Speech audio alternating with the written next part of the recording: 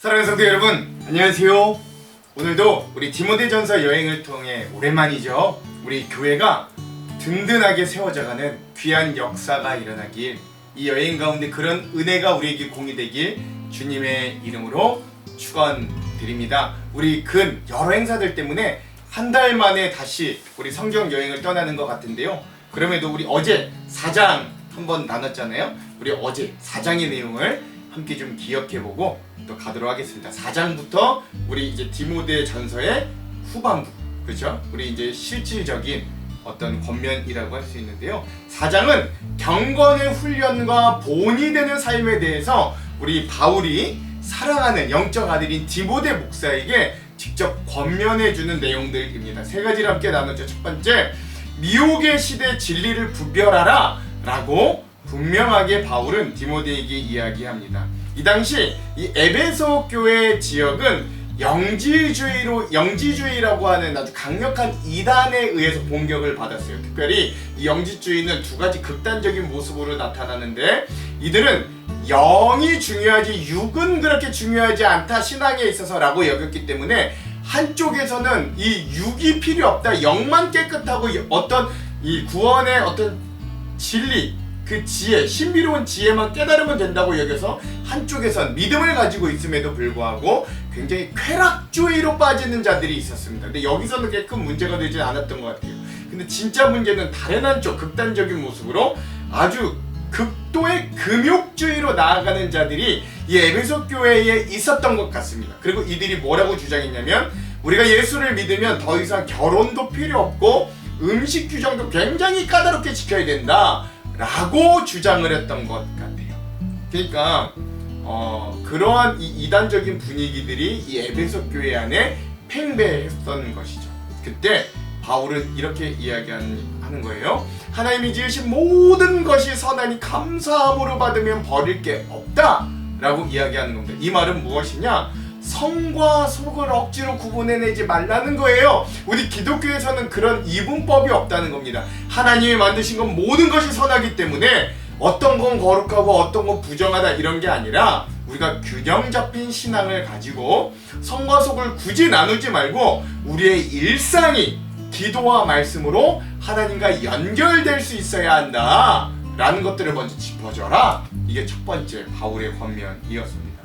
둘째는 뭐냐면, 참 교사로서 자기 경건의 훈련을 놓치지 마라 라고 하는 게 바울이 이 목회자, 젊은 목회자인 디모데에게 주는 두 번째 충고이자 권면이었어요. 경건에 이르도록 스스로 연단하라 라고 이야기하죠. 즉, 육체의 연단은 잠깐 유익할지 몰라도 우리 영혼의 연단인 경건의 훈련은 이생과 내생에서 영원히 유익함을 준다 라고 이야기합니다. 그래서 어제 여러분 나눴듯이 방지일 목사님에 대한 이야기도 우리가 함께 좀 나눠보았잖아요. 그러므로 오늘 우리 여전히 그리스도인들에게도 여전히 이런 경건의 훈련은 유효하다.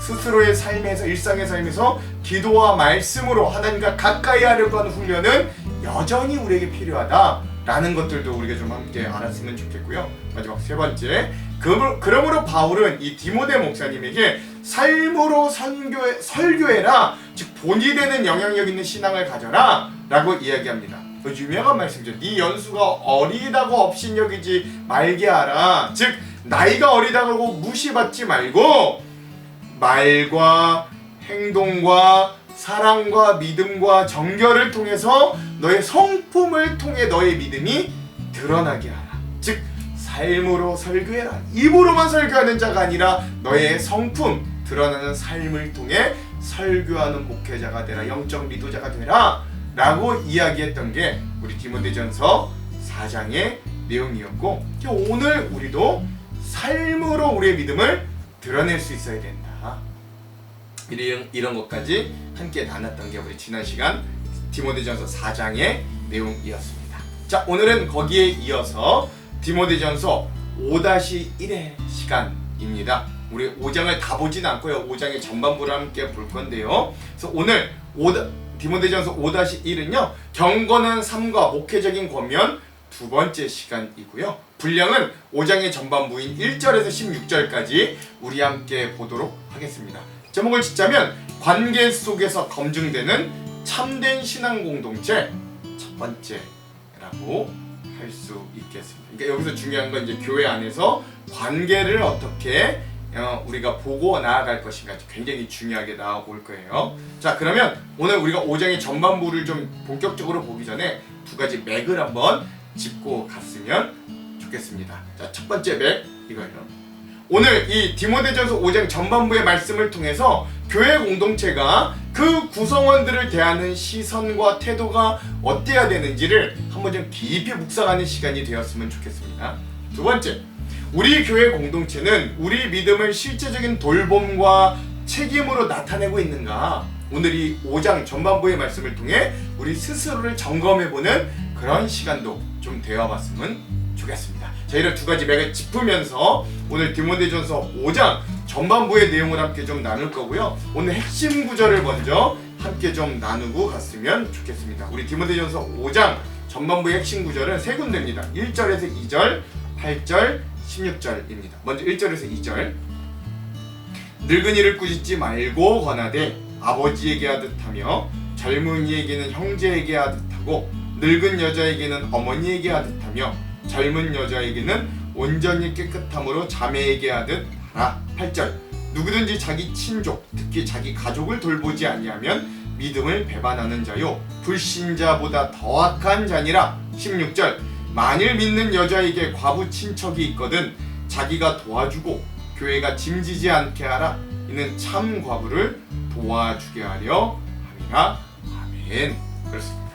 그래서 오늘은 이런 어르신이든 어르신, 남성 어르신이든 여성 어르신 아니면 젊은 여자든 젊은 남자든 교회 안에서 어떻게 관계를 가져야 될지 또 특별히 교회 안에서 연약한 자들을 어떤 태도로 대해야 될지 이 관계에 대해서 함께 이야기하는 장면들을 핵심 구절로 한번 나눠보았습니다. 자, 그러면 오늘 디모데전서 5장 전반부에 대한 세 가지 주제들을 함께 나누고요. 오늘 말씀을 한번 읽어볼게요. 자, 앞서 계속 말씀드렸듯이 디모데전서는 젊은 디모데 목사가 담임하고 있는 에베소 교회를 배경으로 합니다. 이 에베소 교회는 유대인들과 이방인들이 함께 예배하는 섞여있는 공동체였어요. 유대인들은 에베소에 거주한 기간에 따라서 일반적인 이민자들이 겪는 세대적인 어떤 정체성의 차이, 갈등들을 겪었을 거고 에베소가 항구 도시였다. 이 당시 이 그리스엘라 지역의 항구 도시였다라는 특성을 감안한다면 이 이방인들의 언어적이고 민족적인 배경이 굉장히 다양한 교회들로 예상이 되었던 것입니다. 이처럼 다양한 세대, 다양한 문화적인 배경을 가진 사람들이 오직 예수 그리스도를 보고 에베소 교회에 함께 모여서 한 공동체를 이뤘던 거죠. 다양한 사람들이 하나 되게 하신 것이 하나님이지만 이렇게 하나 되게 하신 것을 힘써 지키는 건 사실 교회 공동체 구성원들의 몫이기도 합니다. 우리 그리스도인들의 몫인 거예요. 이에 바울은 성도들을 말씀으로 인도하는 이 디모데 목사에게 에베소 교회의 다양한 연령, 남녀, 교우 성도들을 어떻게 대할 것인가를 교훈하면서 특별히 이 남편과 사별한 이 여자 성도, 즉 과부들을 교회가 어떻게 도울지를 구체적으로 교훈하는 게 오늘 말씀의 부분입니다. 그러므로 이제 바울은 젊은 목회자 디모데에게 교회 안에서 관계를 어떻게 다루어야 될지 아주 구체적으로 다루는데요. 우리 세 가지 함께 좀 부분들로, 주제들로 나눠서 한번 말씀을 읽기 전에 함께 좀 나누고 나아가도록 하겠습니다. 먼저 첫 번째 주제는 뭐냐? 관계를 대하는 태도, 그게 바로 신앙이다 라고 하는 주제입니다. 1절과 2절이 본문이에요. 에베소 교회를 담임하고 있는 이 젊은 사역자 디모데에게 영적 아버지 바울은 그가 건강하고 바른 목회를 통해서 교회를 세우려면 그 안에 관계가 굉장히 중요하다고 강조합니다. 우리가 먼저 이 관계에 대해 좀 생각해 볼 게 있는데요. 우리 모든 지역 교회는 교회가 뿌리가 내린 그 지역 사회, 즉 문화의 영향을 받을 수밖에 없는 거예요. 나이가 많고 적음에 따라 호영호재하는 한국 문화적 배경에서 이 1절 말씀을 이해하는 것과 오늘 원래 이 말씀이 쓰여졌던 진짜 이 당시 이 1세기 로마 문화적인 배경에서 이해하는 건 굉장히 차이가 있다라고 할 수 있습니다. 특별히 1절에서 늙은이, 우리나라 말로 하면 어르신으로 번역된 헬라어는 일반적으로 나이가 많은 남자를 지칭하는 용어였다 그래요. 이 동일한 단어가 교회 안에서는 원래 이게 늙은이라는 말이 우리 쪽 어감이 그렇지만 이 늙은 분, 어르신 뭐 이런 단어가 사용될 때는 일반적으로 이 당시는 장로들을 의미한다고 했다는 겁니다.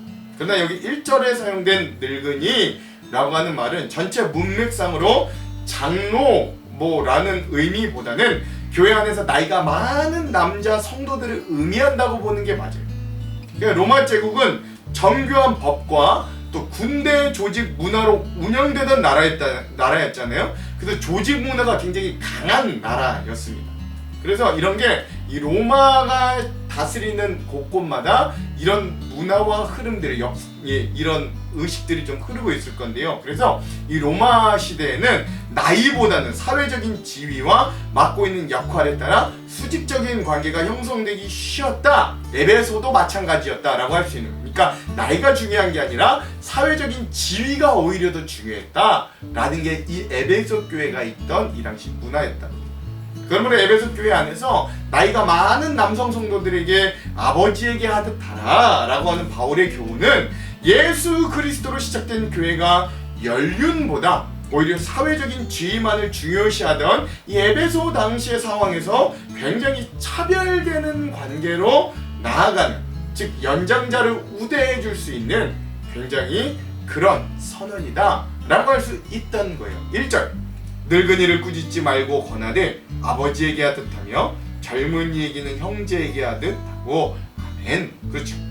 일단 어르신 남성들을 섬기는 관계에 있어서 바울은 꾸짖지 말라라고 이야기합니다. 여기서 꾸짖다 나에 해당되는 단어는 에피플레소라고 하는 단어인데 이 단어는 단순히 책망하는 게 아니라 강하게 내려치듯이 공격하는 태도를 의미한다 그래요. 즉 바울은 디모데 목사님에게 이렇게 말하는 거죠. 네가 진리를 말하되 관계를 무너뜨리는 방식으로는 말하지 말라라고 하는 거예요. 그리고 또한 한편으로 젊은 남성 성도들을 대할 때는 그들을 형제처럼 대하라라고 합니다. 여기서 형제로 번역된 헬라어는 직역하면 같은 자궁에서 나온 자라는 뜻입니다. 즉 혈연 공동체인 가족, 형제를 의미하지만 에베소 교회 안에는 젊은 남자 교우들이 서로를 형제라고 부르며 예수 그리스도의 보혈을 나눠받은 하늘 가족임을 고백할 수 있어야 된다. 그런 분위기를 만들어라 라고 하는 권면으로 보는 게 더 좋을 것 같아요. 즉 바울은 에베소 교회 담임 목사인 디모데와 젊은 남자 교우들의 관계가 주님 안에서 형제와 같이 동등한 관계임을 일깨워주는 것. 그리고 이어 놀라운 기준을 제시하는데요. 그게 바로 여성도들에 대한 교회 안에서의 관계를 어떻게 할 것인가, 이것도 이야기합니다. 2절 늙은 여자에게는 어머니에게 하듯 하며 젊은 여자에게는 온전히 깨끗함으로 자매에게 하듯 하라. 아멘. 그렇죠. 교회 안에 또 여성도들이 있을 텐데 먼저 나이가 많은 여성도들을 대할 때는 어머니에게 하듯이 하라고 권면한 바울은 루포의 어머니를 자기의 어머니라고 로마서 1장 13절에 표현한 바가 있었어요. 즉 고대 남성 중심의 사회에서 여성은 결혼 전에는 아버지에게, 그리고 결혼 후에는 남편에게 예속된 존재로 공동체 안에서 어떤 독립적인 지위와 역할을 누리기 좀 어려운 존재로 여겨졌던 게 이 당시 한계였습니다. 그러나 교회 안에서는 남편의 사회적 지위나 신분에 관계없이 모든 여성 교우들이 남성 성도들과 동등한 대우를 받았던 게 이 초대교회 특징이기도 해요. 바울은 나이 많은 남자 교우들의 아내들을 어머니처럼 대하라 라는 것이 아니라 교회 안에 모든 나이 많은 여성 성도들을 어머니에게 대하듯 하라 라고 권면하고 있는 겁니다. 그리고 한편 젊은 여성도들에게는 젊은 남성도들과 마찬가지로 자매에게 대하듯 하라 라고 권면하는데요. 특별히 그 앞에 좀 특별한 단어가 있어요. 그게 뭐냐, 온전히 깨끗함으로 라고 하는 단어가 덧붙여집니다. 예, 이 특별히 그 단어가 추가한 이유가 있어요. 온전히 깨끗함으로 라고 하는 표현이 참 의미가 깊습니다. 고대 로마에서 결혼은 서로를 향한 사랑의 감정에 기초한 건 아니었습니다. 지금은 그런데 이 당시는 아니었다. 그래서 서로 이 남자와 여자가 서로에 대한 신뢰가 생각보다 낮았다. 로마 문화에서 결혼은 공식적으로 그냥 법적 구속력을 갖기보다는 양가 아버지들의 합의로 의해서 서로의 어떤 가문의 이득을 위해서 맺어진 게 결혼이다 라고 할 수 있거든요. 그래서 남편이 전쟁에 나간 사이에 아내가 결혼 지참금을 가지고 다른 남자에게 가면 또 손쉽게 이혼할 수 있었던 것도 이 당시 로마의 문화였다고 합니다. 또한 부부는 서로 동의하에 부부관계 밖에서 다른 이성들과 성관계를 자유롭게 했던 것도 로마의 문화 중에 하나였다. 이처럼 죄로 인해 하나님의 목적에서 빗나간 가정은 하나님께서 부부에게 허락하신 어떤 성적인 친밀함과 순결함을 자기의 욕망을 채우기 위한 도구로 편실시키고 있었던 게 로마의 문화였다라고 할 수 있는 거죠. 근데 여기서 온전히 깨끗함으로 자매들을 대하라 라고 이야기하는 건 오늘 우리가 가진 개념, 성적 부부의 울타리를 넘어 성적인 방종과 타락으로 치닫고 있는 너희들 그거 멈추고 온전히 깨끗함으로 여성 성도들을 대하라는 바울의 권면은 죄로 인해 타락한 성적인 문화들, 로마의 문화를 경계하고 영적인 순결함, 육적인 순결함을 갖도록 교훈하라 라는 말이기도 합니다.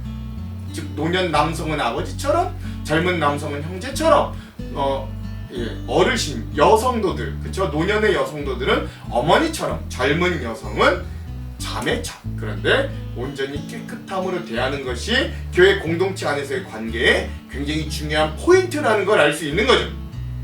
그러니까 여기서 우리가 좀 알 수 있는 중요한 포인트, 중요한 사실이 하나 있는데, 그건 바로 교회는 단순한 조직이 아니라 이런 가족 공동체였다라는 사실. 즉 교회는 권위로 움직이는 조직이 아니라 가족적인 관계 속에서 그 안에서 거룩함이 드러나도록 하는 공동체다라고 할 수 있는 거죠. 좋은 예화 하나 나누고 싶은데요. 우리 한국교회 초기 부흥운동을 일으켰던 우리 한경직 목사님은요, 후배 목회자들에게 이런 유명한 말을 남겼다 그래요. 목사는 성도 위에 서는 사람이 아니라 성도 곁에 서는 사람이다. 이런 말을 하셨다 그래요. 실제로 한경직 목사님은 연세가 많은 성도들을 만날 때 먼저 허리를 굽혀서 인사하셨고, 교인들을 부를 때도 어르신이라는 표현을 자주 사용하셨다고 합니다.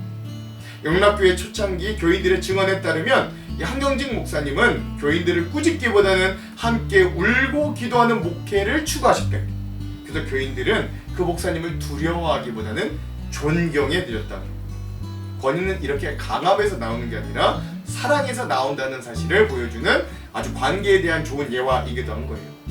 사랑하는 성도 여러분, 오늘 우리에게 이 말씀을 한번 적용해 봅시다. 나는 가족과 같은 마음으로 우리 교회 공동체 구성원들을 대하고 있는가? 아니면 맞고 틀림을 따지고 그렇게 관계를 무너뜨리고 있는가? 특별히 여러분 이렇게 한번 적용해 보십시오. 연세가 많은 성도들에게 말할 때 내가 존중함이 먼저인가? 젊은 세대가 내가 이야기할 때는 정제와 정제가 먼저인가? 아니면 그들이 격려하는 게 먼저인가? 한번 좀 기억해 보시기 바랍니다. 신앙은 관계 속에서 증명된다라는 말이 있어요. 오늘 교회의 갈등의 상당수는 이 관계 안에서부터 시작됩니다. 옳은 말을 했는데도 상처를 주는 경우가 많잖아요. 왜 그럴까요? 가족처럼 대하지 않았기 때문입니다. 집에서 부모님께 말하듯, 형제에게 말하듯, 자녀에게 말하듯 이야기한다면 훨씬 많은 갈등들이 사라질 것은 자명하죠. 이번 한 주간 내가 옳은 말을 하는가 보다는 내가 가족과 같은 따뜻한 언어를 사용하는가를 먼저 점검해 보면서 우리 교회 공동체를 가족 공동체로 변화시키는 놀라운 변화가 이 말씀을 읽은 우리에게도 이르기를 먼저 주님의 이름으로 간절히 축원드립니다. 첫 번째 주제예요. 자, 우리 디모데전서 5장 전반부의 두 번째 주제는 참된 경건은 약자를 돌보는 데 있다 라고 할 수 있습니다. 자, 이렇게 우리 어르신 남녀 그리고 젊은 남녀 성도들이 어떤 관계를 맺을까를 설명했던 바울은 그 이후에 에베소 교회 공동체 안에 관계를 다루면서 이제 본격적으로 과부의 문제를 다루기 시작합니다. 이 당시의 과부는요, 오늘날 대한민국에서 생각하는 과부들의 상황과는 좀 전혀 다른 상황입니다. 이 당시는 국가의 복지제도가 없었기 때문에 남편이 죽으면 곧 과부가 생계가 바로 끊기는 일들이 많았다 그래요. 그래서 과부는 사회적인 약자의 어떤 대표적인 상징이었거든요. 그래서 3절 참 과부인 과부를 존대하라 라고 이야기합니다. 남편과 사별한 여성도들 중에 참 과부를 여기서는 구분하라 라고 하는 거잖아요. 참 과부가 있고 거짓 과부가 있습니까? 근데 여기서는 참 과부를 구별하는 이유가 있을 건 남편 없이 스스로 살아갈 수 있는 능력이나 또는 결혼 지참금을 가지고 있는, 그리고 도와줄 가족이 얼마나 있는가, 뭐 이런 것들을 기준으로 교회가 직접적으로 도와줄 과부와 아니면 가족들의 부양을 받아야 될 과부를 좀 구별할 필요가 있었다라는 걸 좀 알 필요가 있습니다. 참 과부인 과부를 존대하라 라고 하는 표현은 그래서 명령형으로 사용되어 강조되고 있는데, 이는 철저한 남성 중심적인 사회에서 남편과 사별한 여자가 일반적으로 당해야 됐던 차별과 억압이 교회 안에 뿌리 내리지 못하도록 경계하라 라는 의미도 되는 거예요.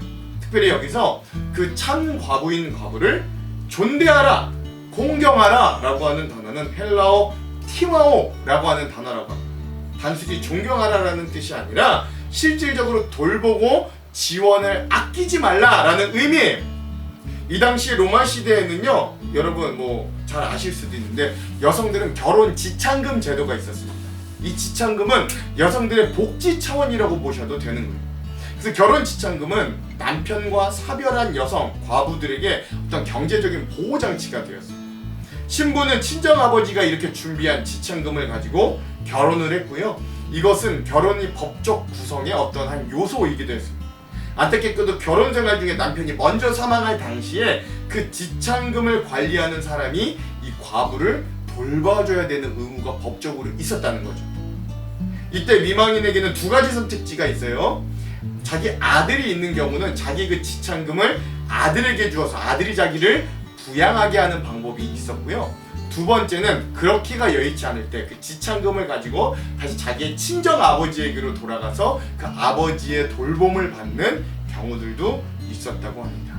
어쨌든 이렇게 지참금의 여유가 있어서 가족들의 돌봄을 받을 수 있는, 혼자 이 지참금의 힘으로라도 생활할 수 있는 자는 여기에 말한 참 과부에 들어가지는 않았다라고 볼 수 있는 거예요. 그래서 바울은 4절에 먼저라고 하는 이 말을 통해서 이 과부를 돌볼 우선순위가, 먼저는 교회가 무조건 과부라고 해서 돌봐주는 게 아니라 가정에 먼저 이 과부들을 돌볼 책임이 있음을 일깨웠던 거예요.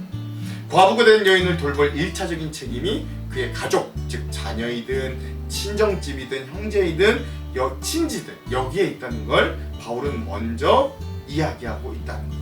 4절, 만일 어떤 과부에게 자녀나 손자들이 있거든 그들로 먼저 자기 집에서 효를 행하여 부모에게 보답하기를 배우게 하라. 이것이 하나님 앞에 받으실 만한 것이니라. 아멘. 그렇습니다. 이 말씀이 매우 중요해요. 교회의 구제보다 먼저 가정의 책임을 강조하는 겁니다.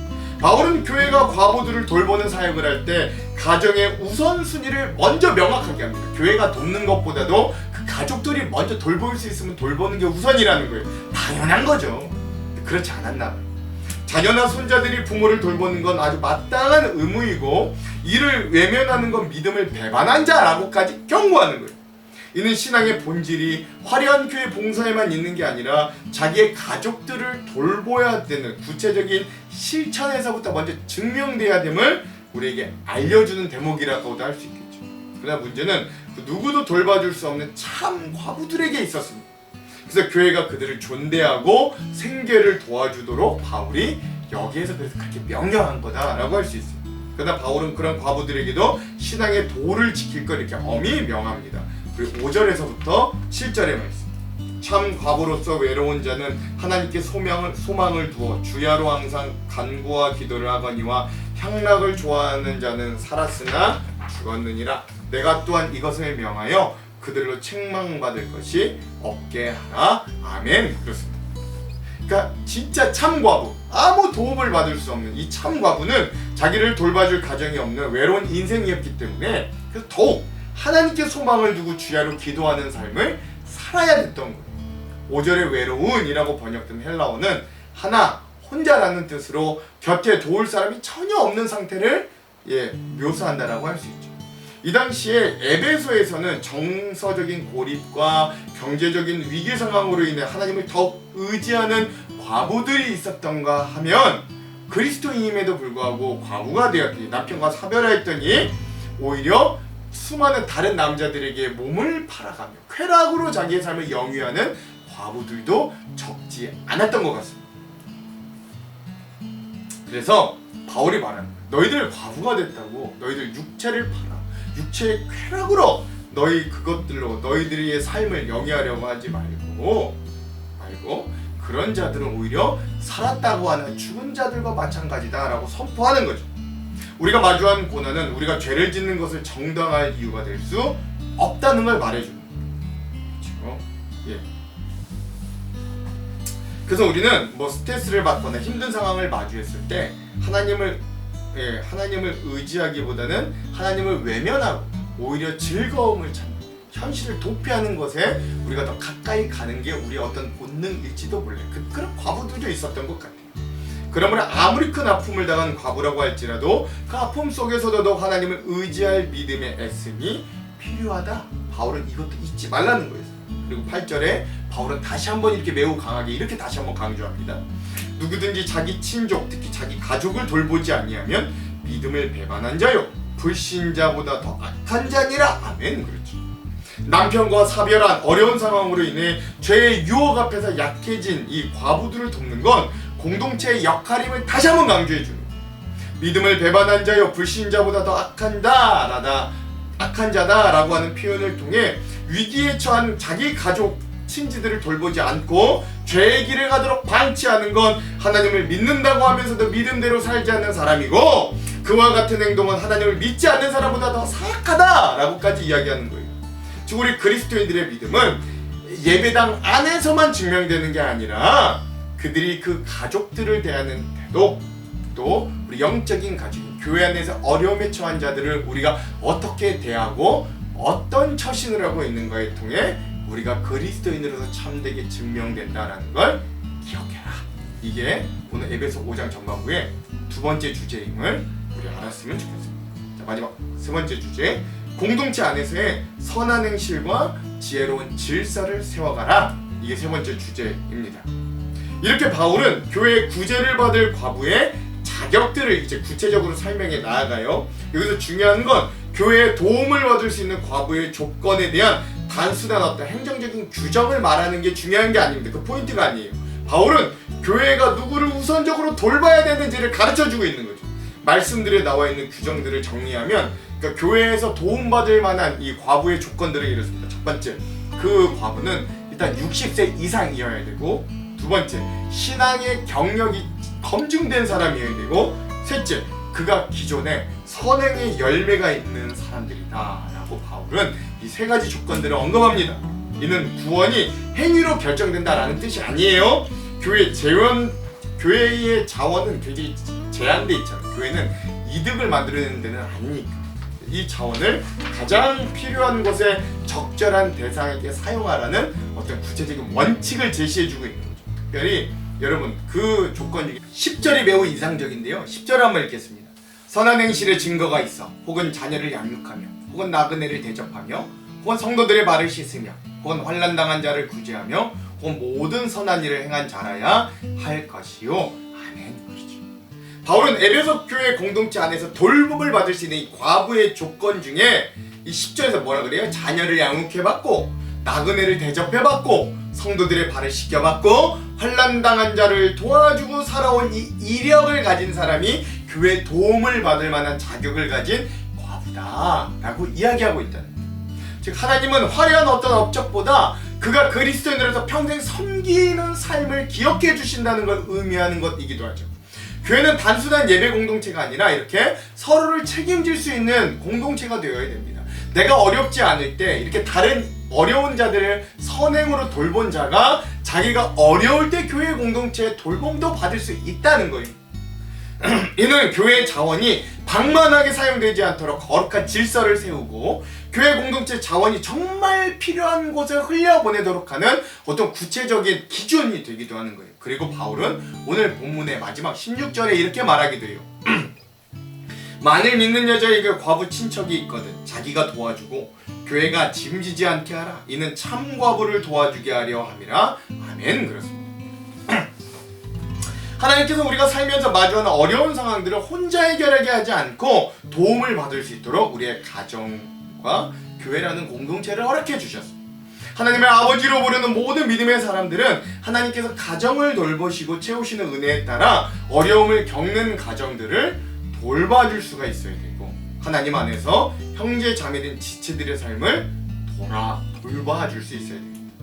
남편과 사별한 과부들은 혼자 남았다는 정서적 고립으로 인해 절망하기보다는 하나님의 말씀을 가까이 하고 말씀의 기름을 공급받아 다시 한번 믿음으로 위로와 소망을 얻을 수 있는 자리에 나아가야 되고, 그런 어려움에 처한 자를 교회 공동체는 긍휼히 여기고 돌봐줄 수 있어야 된다는 거죠. 교회는 그런 공동체다라는 걸 알려주는 거예요. 한 중요한 예화가 있는데 실화라고 합니다. 우리 6.25 한국전쟁 직후에 수많은 교회들이 폐허가 되었을 때 많은 성도들이 먹을 것조차 없었다고 합니다. 그때 부산과 대구 지역의 교회들은 교회 안에 구제 창고를 만들었다 그래요. 그 어려운 중에도. 그래서 성도들이 조금씩 그 쌀을 모으면 그때 전쟁으로 인한 과부나 전쟁 고아들에게 그 쌀을 조금씩이라도 나눠줬다 그럽니다. 특별히 피난 시절 여러 교회들은 예배당 일부를 고아원처럼 운영해서 전쟁 고아들을 보살피는 일들도 감당했다 그럽니다. 이런 섬김은 단순한 자선이 아니라 교회 공동체는 이런 가정 공동체라는 신앙 고백이 실천으로 사랑으로 나았던 거예요. 그래서 복음은 설교뿐만이 아니라 이런 돌봄을 통해 한국 교회가 부흥으로 퍼져 나아갈 수 있었다라고 하는 기록들이 있다. 21세기 대한민국은 여러분 기독교의 부흥과 함께 엄청난 경제적, 정치적, 문화적, 사회적으로 도약하여 선진국이 되었습니다. 자타가 공인한 선진국. 그러므로 이제 한국 사회는 절대 빈곤이 완전히 사라지진 않았지만 국가 복지 시스템에 의해 어느 정도 극복이 되어가는 그런 정도의 나라가 되었습니다. 그러나 오늘 우리가 주목해야 되는 건 여전히 삶의 사각지대에 살고 있는 자들에 대한 우리 그리스도인들의 돌봄의 시선입니다. 그리고 오늘 우리 대한민국 기독교인들이 주목해야 될 돌봄의 영역 중에 하나는 현대인의 외로움에 대한 돌봄입니다. 오늘날 외로움은 현대인의 가장 큰 고통 중에 하나이기 때문에 그렇습니다. 교회 안에서도요, 혼자 사는 어르신이 있고요, 병상에 있는 성도가 있고요, 경제적으로 어려움을 당한 가정이 있고요, 홀로 자녀를 키우는 부모가 있습니다.